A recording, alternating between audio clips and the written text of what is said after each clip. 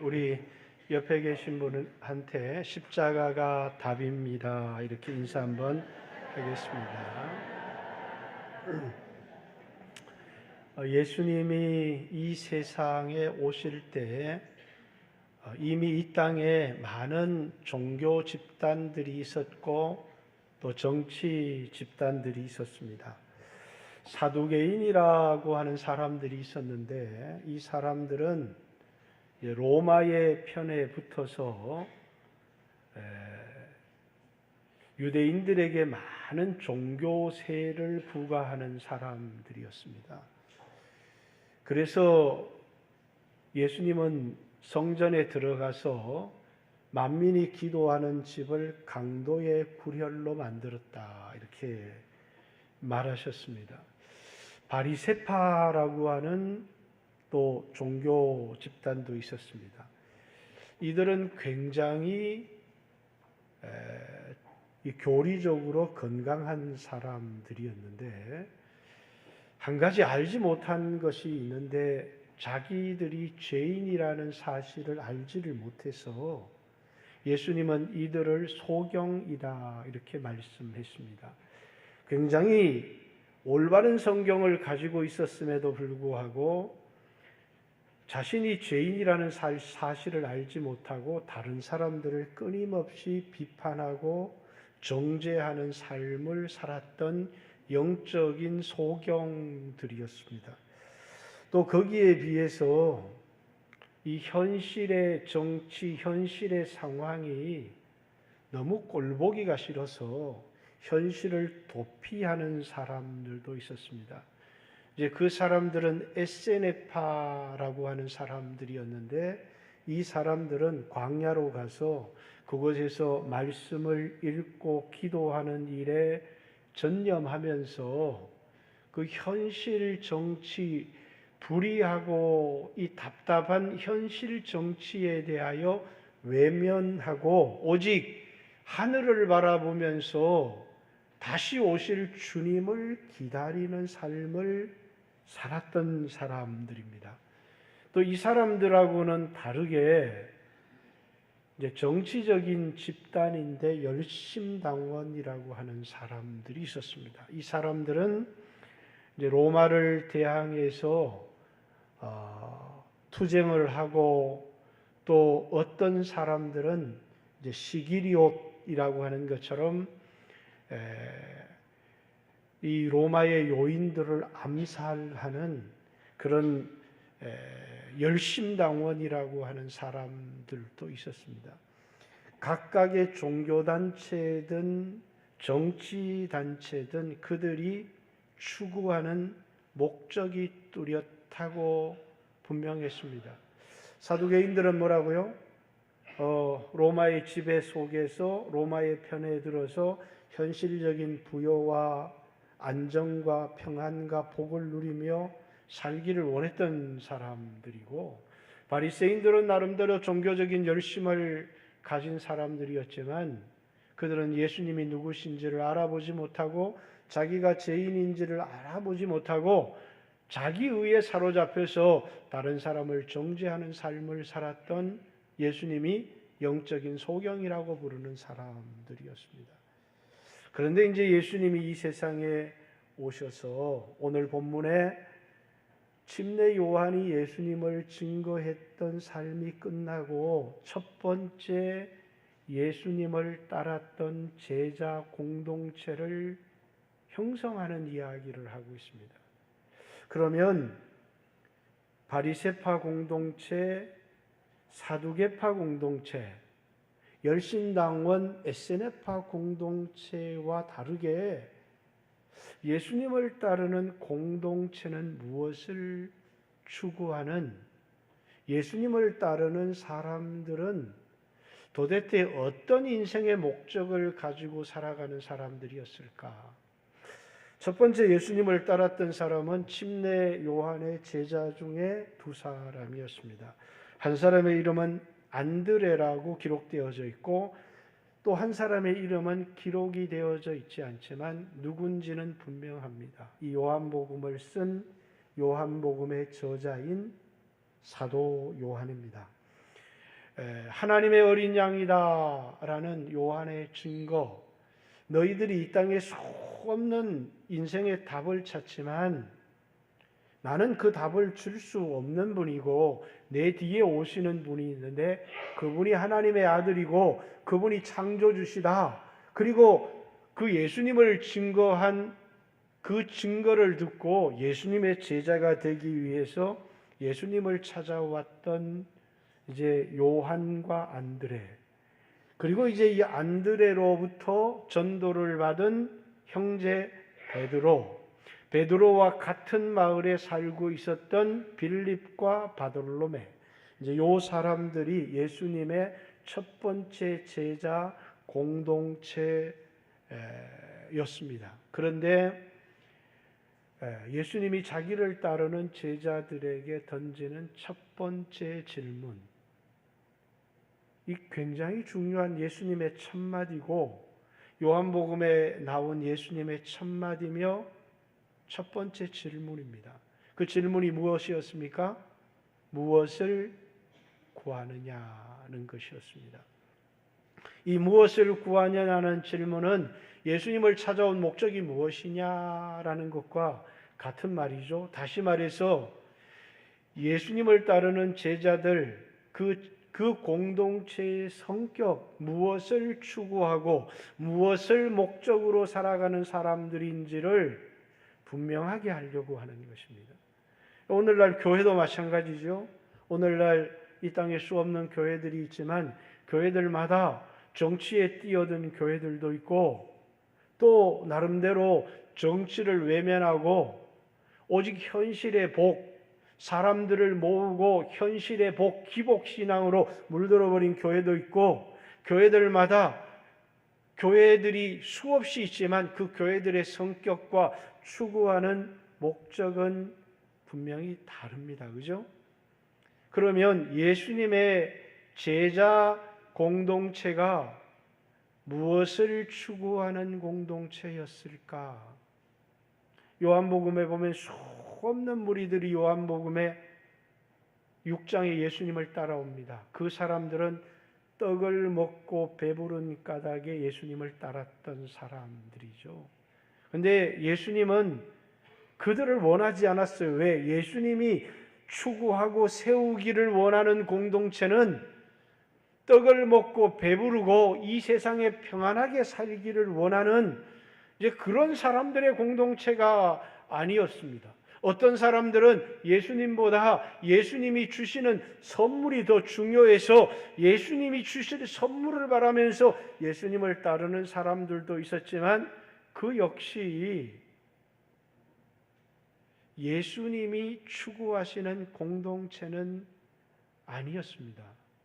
예수님은 잘못된 추구를 하며 예수님을 따르는 사람들에게 썩을 양식을 위하여 일하지 말고 영생하도록 있는 양식을 위하여 하라. 이렇게 그들에게 분명하게 예수님을 따르는 제자, 예수님의 공동체인 교회가 무엇을 추구하며 어떤 삶을 살아야 될지를 처음 질문에서부터 분명하게 말씀하고 있다는 겁니다.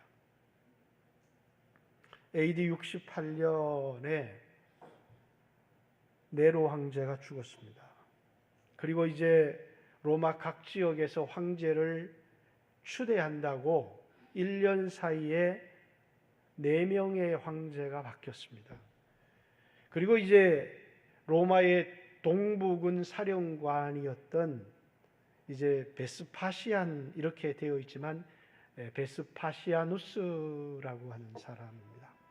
이 사람이 유대를 진압하기 위해서 갈릴리 북부를 점령했습니다. 그 갈릴리 북부 중에서 성경에 보면 가다라라고 되어 있기도 하고 누가복음에는 거라사라고 하는 지역이 나옵니다.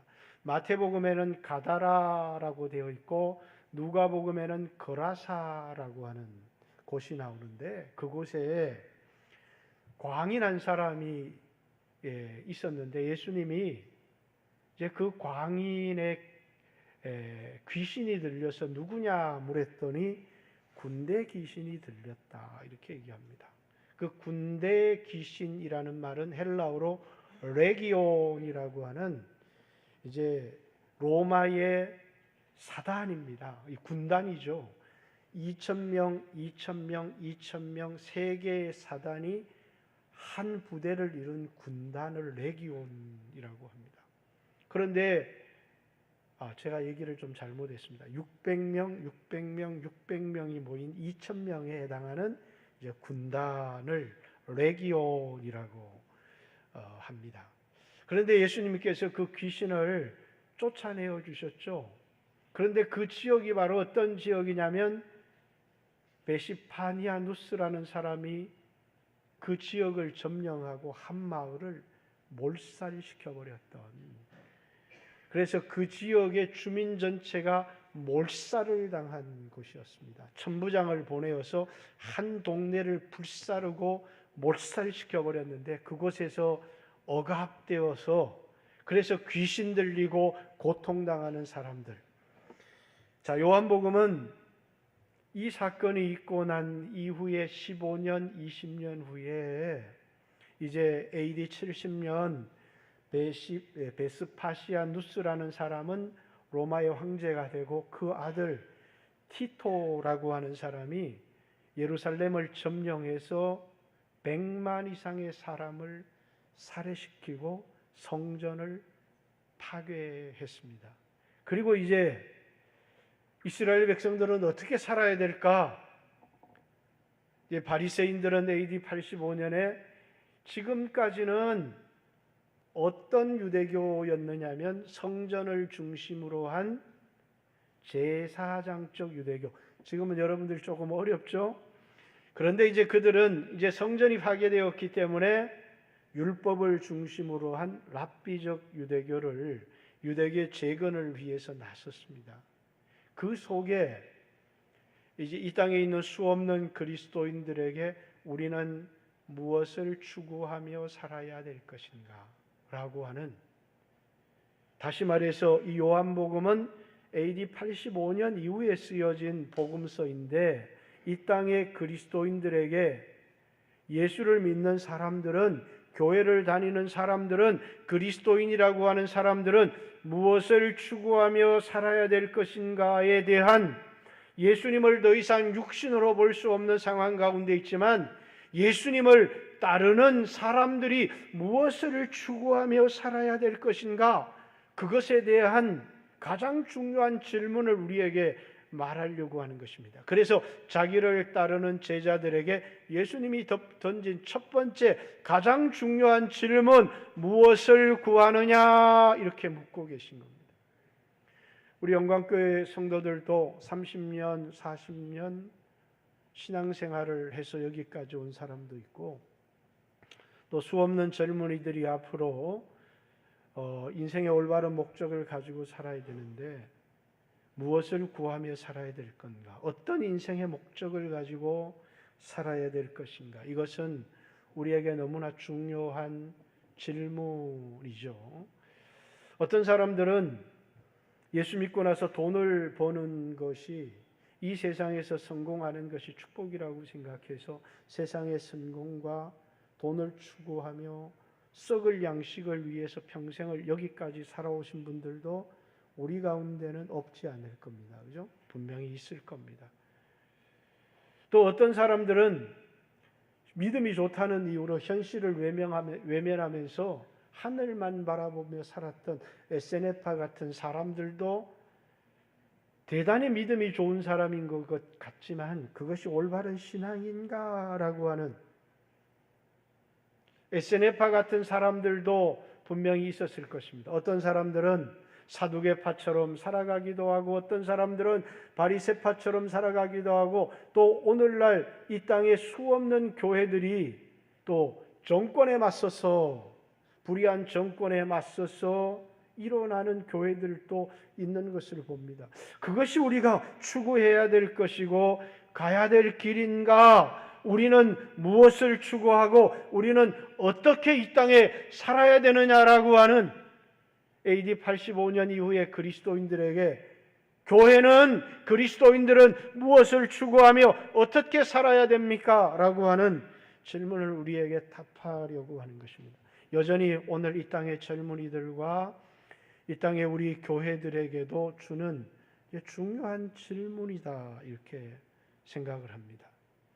여러분, 예수님이 이 땅에 계셨으면 어떻게 사셨을까요? 우리는 무엇을 추구해야 합니까? 예수님은 이 세상에 오셔서 로마와 더불어 투쟁하며 싸웠던 열심당원들처럼 살지도 않았고, 또 권력에 붙어서 안일한 삶을 추구한 분도 아니셨고, 그리고 영적인 소경이 되어서 마치 자기는 의로운 것처럼 다른 사람을 정죄하며 살지도 않으셨고, 또 현실을 도피하며 오실 주님만 바라보면서 현실을 외면하며 살지도 않았습니다. 오늘 이 땅의 교회들도 그렇습니다. 현실 정치에 뛰어들어서 불의한 세력과 맞서겠다는 사람들도 있고, 또 이 모든 것을 외면하면서 오직 복음만 전하겠다고 하는 사람들도 있습니다. 여러분, 예수님은 이 땅에 오셔서 십자가에 피 흘리셨습니다. 요한복음은 예수님이 누구신가? 그가 우리를 위해서 무엇을 하셨는가? 우리 인간의 가장 근본적인 문제는 건강의 문제도 있고 물질의 문제도 있고 자녀의 문제도 있지만, 성경은 죄가 우리 인간의 근본적인 문제라고 얘기를 합니다. 그래서 성도들은 이 땅에 수없는 어려운 문제들을 만나요. 건강에 병이 드는 사람들도 있고, 또 성도들 가운데는 물질의 고통을 당하는 사람도 있고, 또 성도들 가운데는 자녀들을 인하여 어려움을 당하는 사람들도 있고, 그 어려운 문제를 우리는 어떻게 풀어가야 되느냐? 이 모든 문제를 외면하고 오실 주님만 기다리며 살아야 되는가? 우리는 이 문제를 어떻게 해결해야 되느냐라는 거예요. 예수님이 이 땅에 오셔서 2000년 전에 내 죄를 위하여 십자가에 죽으셨다고 하는데, 그 나의 죄를 위하여 십자가에 죽으셨다는 예수님을 믿기만 하면 오늘 우리가 가지고 있는 건강의 문제나 우리가 가지고 있는 물질의 문제나 우리가 가지고 겪고 있는 수없는 문제들은 자동적으로 해결되어지느냐라는 거예요. 우리는 어떻게 우리가 겪고 있는 이런 문제들을 해결하며 믿음으로 살아야 될 것인가라고 하는, 수없는 성도들은 그 답을 알지 못하고 살아가는 사람들이 너무 많다는 거예요. 예수님의 십자가는 우리의 죄를 위하여 근본적인 우리의 문제, 돈 문제, 건강의 문제보다 근본적인 죄의 문제 때문에 예수님이 십자가에 못 박혀 죽으셨어요. 그죠? 그렇지만 예수님이 나를 위해 십자가에 못 박혀 죽었다고 해서 우리의 모든 문제가 사라지는 것은 아닙니다. 여전히 건강의 문제, 돈 문제가 있죠. 왜? 내가 못 박혀 죽어야 될 십자가가 있기 때문에 그렇습니다. 수없는 성도들은 건강을, 또 수없는 문제들을 경험하면서 그 문제들을 세상적인 방법으로 해결하려고 합니다. 그러나 우리는 하나님의 은혜의 보좌 앞에 나가야 되고, 그리고 우리 자신을 돌아보아야 합니다. 뿐만 아니라 예수님이 나를 위하여 못 박힌 십자가를 믿을 뿐만 아니라 그 십자가는 내 죄, 나도 예수와 함께 십자가에 못 박혀야 된다는, 그래서 정욕을 위하여 살았던 삶, 또 욕심을 따라 살았던 삶을 회개하고 주님과 올바른 관계를 가지고 날마다 주님과 교제하게 될 때에 우리는 세상적인 병원을 가거나 그런 문제를 통하여 전혀 해결할 필요가 없다는 것이 아니라 그 모든 방법을 동원해서 우리의 문제를 해결하지만, 그러나 우리는 그런 일을 겪을 때 하나님의 은혜가 필요하다는 사실을 압니다.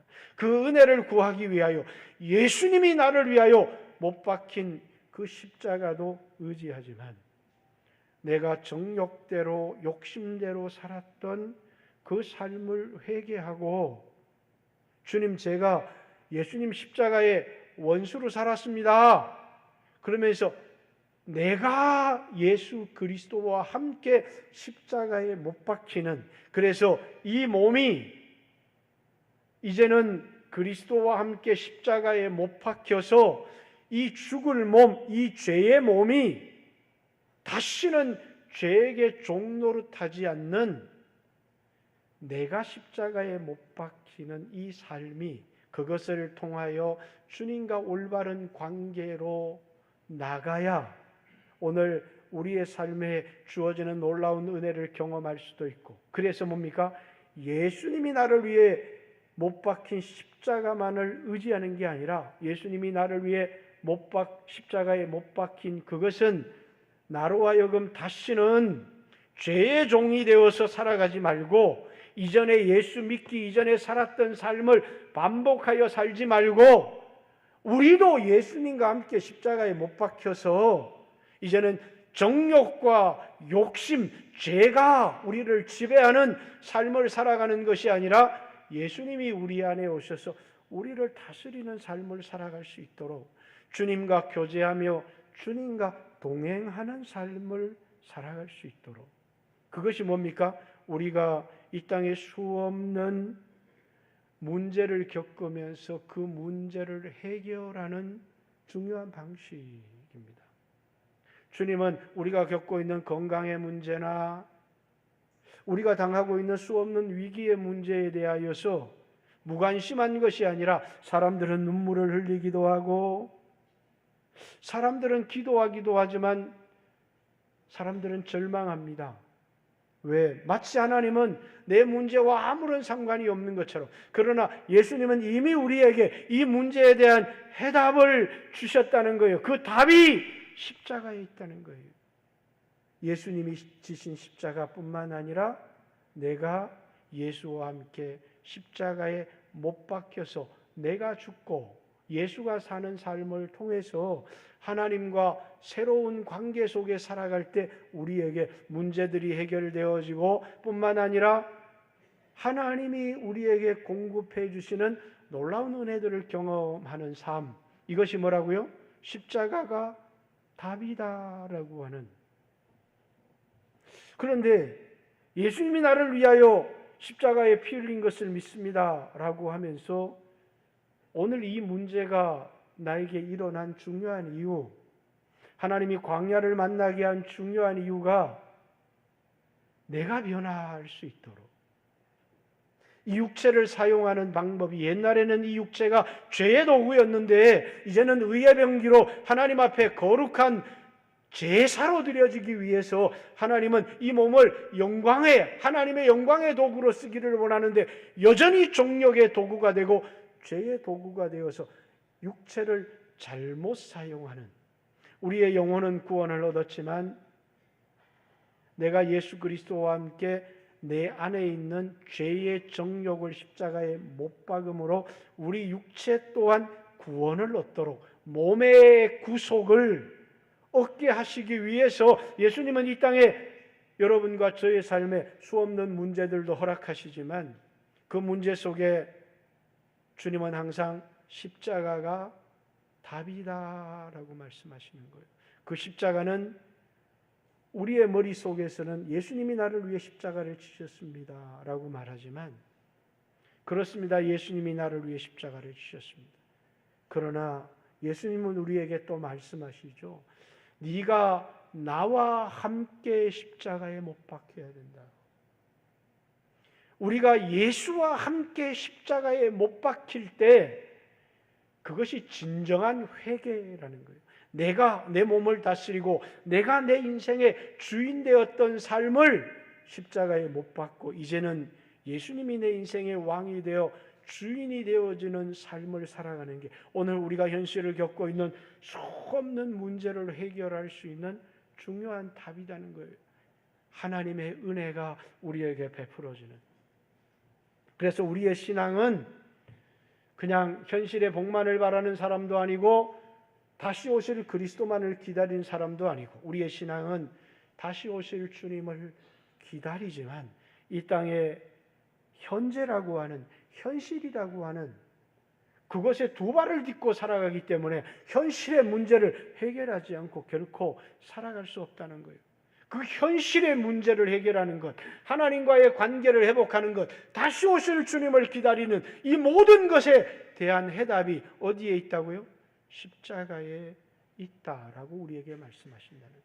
그러면 우리의 개인적인 문제뿐만 아니라 사회, 이 땅에 일어나는 수없는 문제들에 대하여 우리 그리스도인들은 침묵할 수 있을까요? 이토 히로부미라고 하는 사람이 대한제국 총독으로 부임을 했습니다. 그래서 미국에서 호주에서 온 선교사님들을 다 불러서 제안을 하나 했습니다. 그 제안이 뭐였냐면 정교 분리의 제안. 당신들은 복음을 전하러 왔기 때문에 복음만 전하십시오. 우리는 정치만 하겠습니다. 당신이 우리가 하는 정치에 관여하지 말라고. 그래서 선교사들은 너무 좋아했습니다. 왜? 우리에게 복음을 전해도 된다는 이야기구나. 그래서 이제 교회가 정치에는 참여하지 말자. 그리고 교회가 독립운동을 했던 것을 장대연 교회에서 회개운동이 벌어지기 시작했어요. 우리가 독립운동을 한 것을 회개합니다. 이게 교회가 가야 될 방향입니까? 도산 안창호 선생님은 장대연 교회에서 일어나는 이런 회개운동을 바라보면서 통탄하며 나라가 망했다고. 나라가 망했다. 그러면 오늘날 교회는 어떠해야 될까요? 이 땅에 수없는 젊은이들이 있었습니다. 그들은 정의로 왔습니다. 그래서 뭐라고요? 독재와 맞서서 싸웠습니다. 그러나 그들은 자기 안에 있는 자기를 부패시키는 죄의 문제를 보지 못했습니다. 자기들은 의롭고 그리고 독재는 악하다고 생각했습니다. 그들은 독재와 싸우면서 뭐라고요? 자기를 부패시키는 죄와 싸우지 않았습니다. 어느 순간 이제 그들이 나라를 정권을 잡고 국가를 장악을 했는데 그들은 어떻습니까? 정의롭습니까? 그들은 이렇게 생각합니다. 우리는 정의롭고 상대편은 항상 악하다고 생각해요. 그러나 그렇지 않잖아요. 그들은 내로남불에 그들은 이전보다 더 부패했습니다. 왜? 세상 정치에 뛰어들어서 정권을 바꾸는 것이 세상의 문제를 해결하는 방식이 아니라는 사실을 우리에게 가르쳐줍니다. 우리에게는 뭐라고요? 세상 정치에 대하여 이건 잘못되었습니다 라고 말할 수 있지만 우리 안에 있는 죄와 싸우지 않는다면, 십자가가 없다면 우리도 부패될 것이라고 하는 사실. 십자가가 없는 사람들은 부패되고 변질될 수밖에 없는 거예요. 오늘 우리 영광교회 성도들 가운데, 제 가운데도 젊었을 때 순수했던 신앙을 가지고 있지만 이제는 10년, 20년, 30년이 지나면서 여러분의 심령은 어떻습니까? 부패하고 타락하고 변질되지 않았습니까? 뭐가요?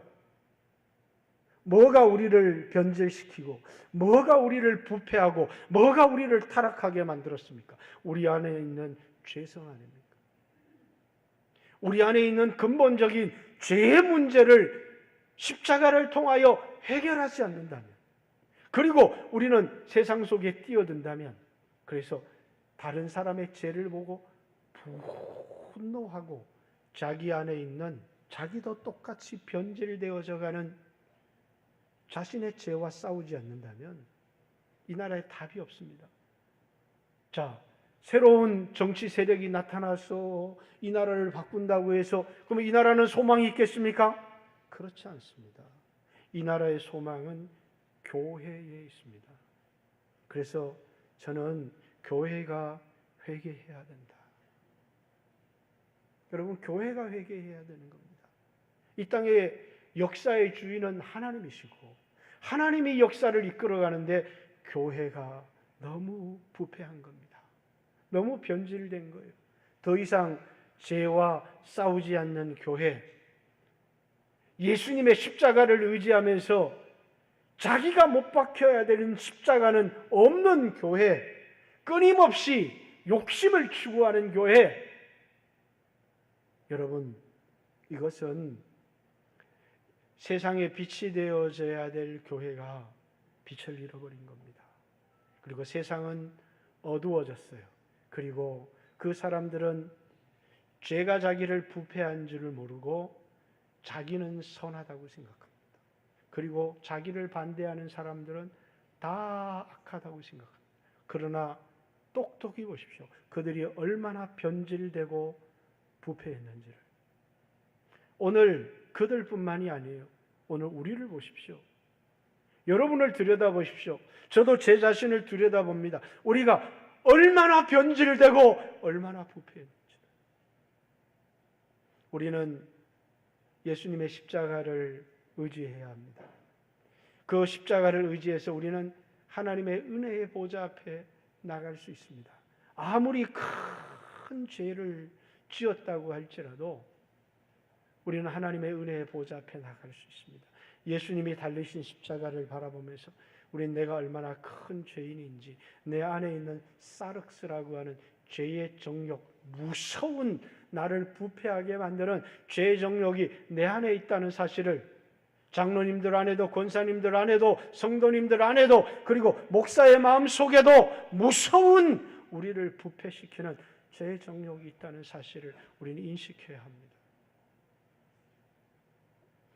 예수님이 이 세상에 오신 것은 로마 정권을 무너뜨리시지 않으셨습니다. 예수님이 이 땅에 오신 것은 예수 믿는 사람에게 물질의 부여를 주신 것이 아닙니다. 이 세상에 오셔서 묵묵히 우리의 죄를 담당하시고 십자가에 죽으셨습니다. 그것이 여러분과 제가 가야 될 믿음의 길입니다. 한 사람 한 사람이 변화되고 은혜를 받고 하나님과의 올바른 관계 속에서 살아가게 될 때 하나님은 이 땅도 변화시켜 주실 것입니다. 그리고 이제 그런 사람들이 나라의 일꾼이 되어질 수 있다면 이 땅은 소망이 있을 것입니다. 죄와 싸우지 않는 교회, 그죠? 악하다고 정치 세력과 싸우면서 자신이 더 악해지고 더 욕심에 사로잡혀져 버리는 교회도 있고, 또 외면해버리고 우리는 오직 복음만 전하고 주님만 기다린다고 하는 교회가 그럴 수 있나요? 교회는 우리의 영성은 뚜렷하고 분명해야 됩니다. 우리가 서 있는 현재 우리는 이 세상에 발을 딛고 살아가는 것입니다. 그러나 우리는 이 세상이 전부가 아니라는 사실을 압니다. 다시 오실 주님을 기다립니다. 그러면서 우리는 육체를 가지고 살아가는 이 세상에 살아가는 동안에 죄와 싸우는 사람들입니다. 우리 안에 있는 사륵스라고 하는 육신의 정욕과 싸우는 사람들입니다. 그것을 통해서 우리가 겪고 있는 수없는 문제들 가운데 하나님의 은혜를 기대하는 사람들입니다. 육신의 병이 걸린 사람도 육신의 정욕대로 살았던 것을 회개하며 주님이 베푸실 은혜를 기대하는 것입니다. 여러분이 기도하지만, 신앙생활하지만 여러분에게 기대가 사라졌어요. 이유가 뭔지 아십니까? 회개하지 않기 때문에. 회개하지 않기 때문에, 내가 포기하지 못하는 욕심들이 있기 때문에 그걸 내려놓아야 주님의 은혜를 기대할 수 있고, 주님과의 올바른 관계 속에서 내 기도가 응답될 것에 대한 기도와 미래에 대한 소망에 대한 기대와 하나님이 주실 은혜에 대한 기대를 하고 있는데, 우리는 미래를 암담하게 생각합니다. 왜? 내가 받을 심판밖에, 왜 내 안에 여전히 죄가 주인 노릇하고 있기 때문 아닙니까? 사랑하는 성도 여러분, 예수님은 이 세상에 하나님의 아들이 육체를 입고 오셨습니다. 육체를 입고 오신 분명한 이유는 피 흘리시기 위해서입니다. 우리의 가장 근본적인 문제, 죄의 문제를 해결하시기 위해서입니다. 오늘 우리에게는 죄의 문제를 덮고 수없는 다른 문제를 해결하려고 하지만 우리는 하나님과 우리 사이에 막힌 벽처럼 답답함을 느낄 수밖에 없어요. 왜? 기도해도 응답에 대한 소망을 가지지 못해요. 하나님과 우리 사이에 큰 구렁이 있어서 내가 손이 짧아서 구원하지 못함도 아니고 능력이 없어서 구원하지 못함도 아니고 너와 내 사이에 큰 구렁이 있어서 죄라고 하는 담이 하나님과 우리 사이를 가로막고 있다는 사실이에요.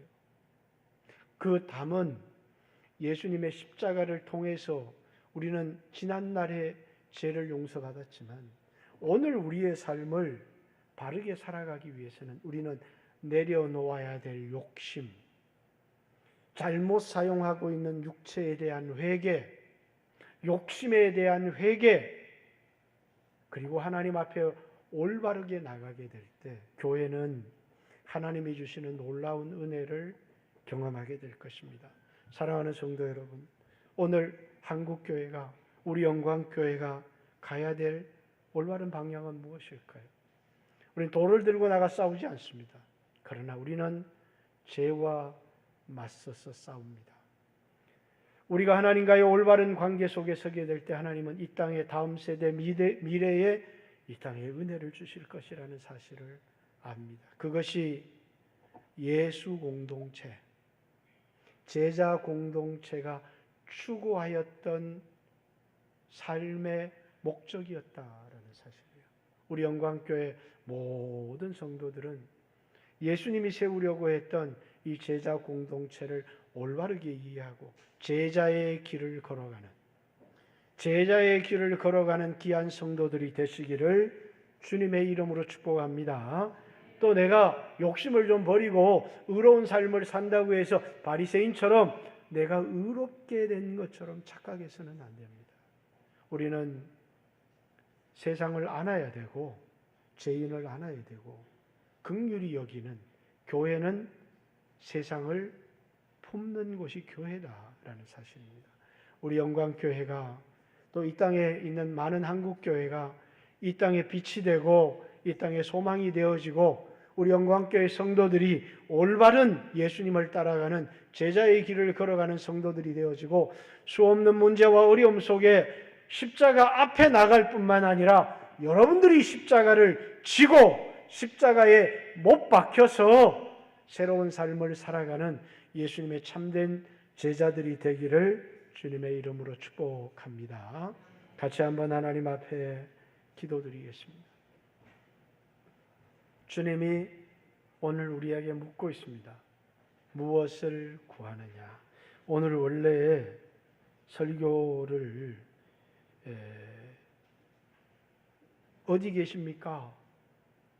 또 와보라, 이런 중요한 말들이 너무 많아요. 오후 예배 때 또 한 곳을 설교할 건데 한 가지만 물었습니다. 무엇을 구하느냐? 오늘 여러분들은 무엇을 구하고 있습니까? 여러분 무엇을 원합니까?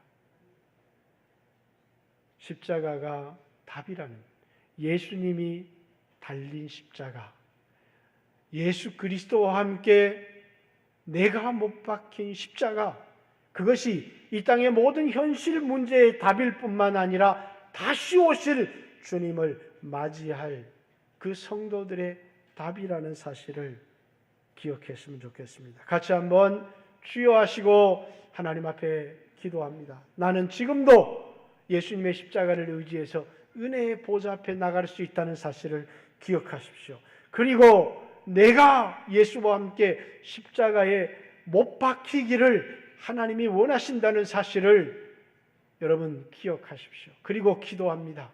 같이 한번 주여 하시고 하나님 앞에 기도하는 시간을 갖습니다. 주여, 하나님 아버지,